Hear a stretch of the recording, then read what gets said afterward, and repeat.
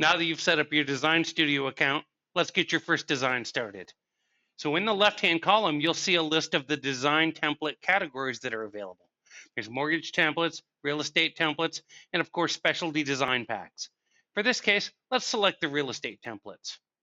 Once this opens up, you'll see that there's a lot of different design ideas here. Business cards, email signatures, listing presentations, postcards, property brochures. It's really a lot of stuff here.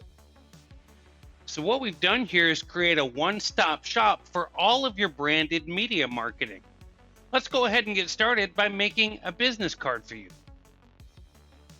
In the business card section, you'll see all of the templates that are pre-made for you to customize. To choose a design, just hover over it and click Create Design, and that'll open up the template for you, and again, click Create Design. Almost immediately, you'll see a finished design appear. And you can accept this the way it is, or you can modify it further. So let's scroll up to page 1. That's the back of the card. Now, I like my logo to be a little bit bigger than this, so let me enlarge it a little, and then I'm going to go ahead and recenter the logo. Okay, let's look at the front of the card now. Again, the logo size is an issue. The right logo is too small for me, so let me resize that. All right, now let's bring it in a little to make sure everything is centered. Now, I also want to review all of the text fields. Here I see that the mobile number heading isn't capitalized, so I'm going to go ahead and fix that. I also prefer that my telephone numbers are separated with dots instead of parentheses, or in this case, no spaces at all. So let me go ahead and add those dots in. All right, now let me adjust the spacing a little and let me make sure that all of the text on the page is correct. All right, there we go. We have a completed business card.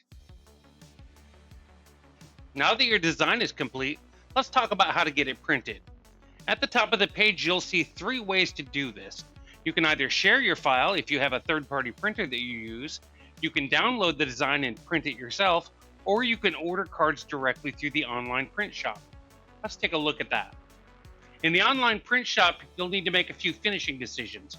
In this case, you'll need to choose which paper. Now, I like a glossy card, so let's go with a 24-point gloss cover. But you can also select whether you want the finished product to be UV coated. Now, once you've made your finishing decisions, you'll need to select a quantity and then your shipping options. At the bottom of the page, you'll see your order total. To order these, go ahead and add them to your cart. In your print cart, you can add any promotional codes you may have, and you can go ahead and click Checkout. This will give you the opportunity to enter your billing information, and congratulations, your business